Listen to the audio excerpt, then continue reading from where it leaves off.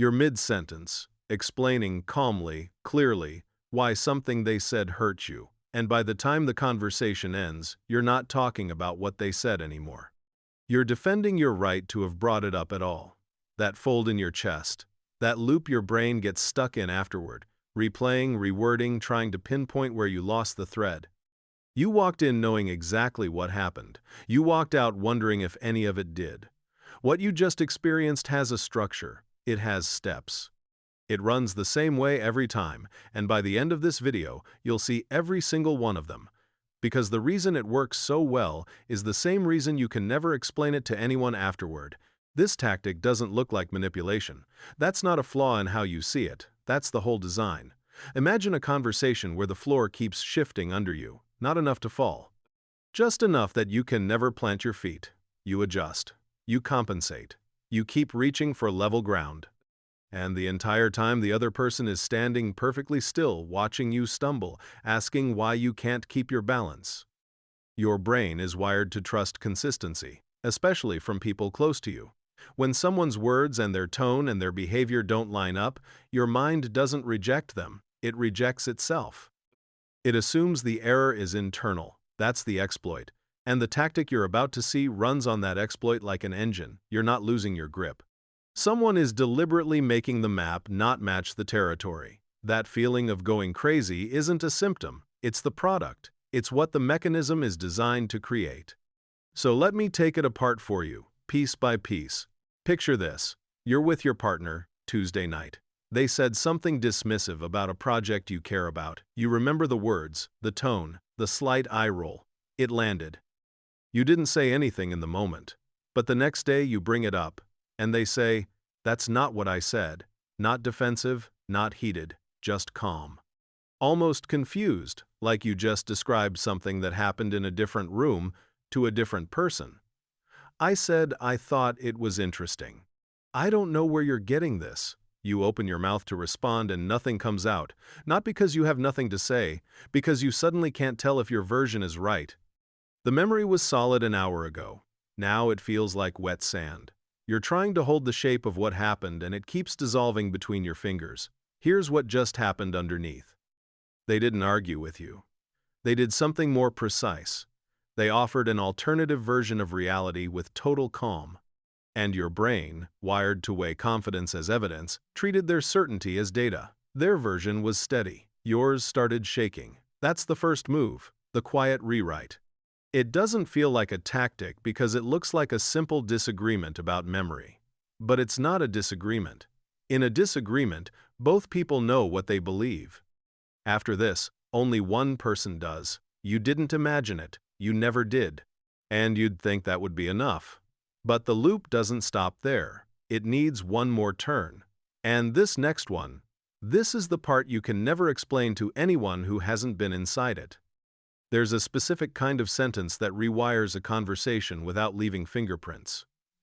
It sounds like care. It sounds like genuine worry. But what it actually does is take the thing you're trying to address and make your reaction the subject instead. Your mom does this. You've come to her about something real, maybe a pattern you've noticed, maybe something she said at dinner that undercut you in front of the family. You're measured. You've rehearsed it. You're ready. And she tilts her head slightly and says, "Honey, I'm worried about you. You've been so stressed lately." I think you're reading into things that aren't there. Something behind your sternum gets tight. Not anger, something worse. Doubt. Now you're not discussing what happened. You're defending your mental state. The content of your concern just evaporated and got replaced with a conversation about whether you're stable enough to have concerns at all. She didn't disagree with you. She didn't even engage with what you said. She stepped around it and put your perception on trial instead. You're not too sensitive. You're correctly sensing that something is wrong. The move just made you question whether you're allowed to sense it. Now pay attention, because the next move is the one that makes you feel like you're going insane. Imagine two versions of the same week at work. First, your manager pulls you aside, critiques your work in a way that feels personal, not about the project, about you. I just expected more from someone at your level. They say it in front of two colleagues. You feel it land. Then, same week, different day. You pull your manager aside privately. You're measured. You say, I wanted to talk about the feedback in that meeting.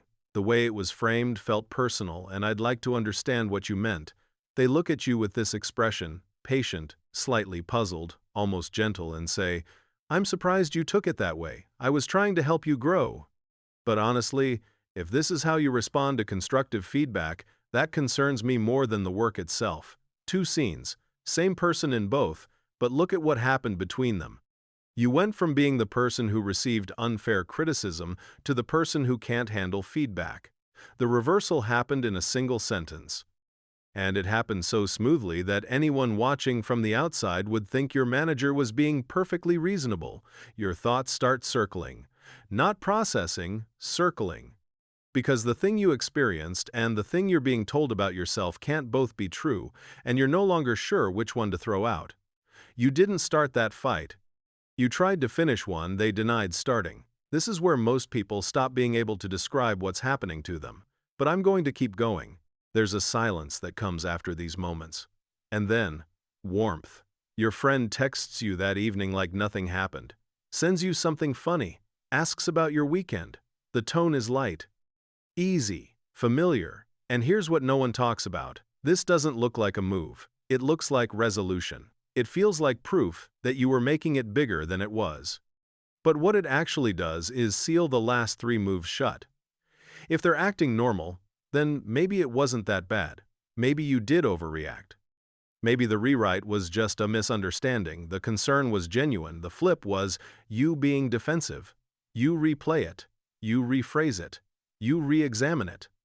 And somewhere in the third replay, their version starts to sound possible. The warmth becomes the eraser. It doesn't resolve the confusion, it buries it under something that feels like peace. And that buried confusion doesn't dissolve. It settles into a quiet static you learn to live with. Your memory was right. The reset exists, so that the next time you try to bring something up, you hesitate. Not because you're unsure of the facts, because you remember what happened last time you were sure. You remember how it ended. And somewhere in that hesitation, the loop has already started its next cycle. Remember the first move, the quiet rewrite? This is where it circles back.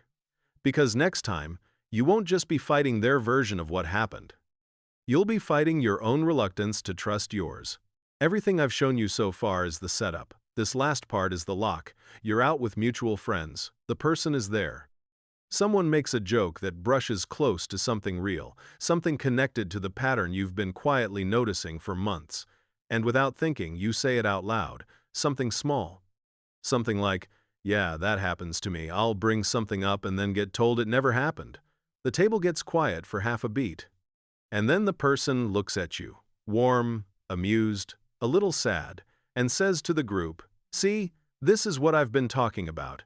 They've been doing this a lot lately. I really don't know where it's coming from. Soft laughter. Sympathetic glances. Not at you, for you. Like you're the one who's been struggling and everyone else has already been briefed. You look around the table and every face confirms their story, not yours. That quiet panic rises, the one where you realize you're not sure of your own version anymore. And this time there's nowhere to put it, because the people who would normally help you check your reality are the same people who just watched it get overruled. Not by evidence, by consensus. There's a name for this particular gear in the machine, the confusion loop, and once you see it turning, you can't unsee it. Questioning the pattern gets absorbed into the pattern.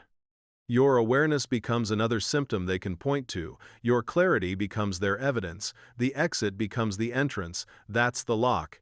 Pull back for a moment, look at the whole thing. They rewrite what happened, they question your perception, they reverse the roles, they reset with warmth. And that warmth, that return to normal, becomes the setup for the next round. Each cycle doesn't need to be more aggressive, it just needs you to be a little quieter than you were the time before. And here's the part no one says out loud. After enough rotations, you start running the loop yourself. You question your own memory before they even have to. You soften your experience before you report it. You add, I might be wrong, but to the beginning of sentences that don't need that prefix. You rehearse, you hedge, you shrink. You became your own loop.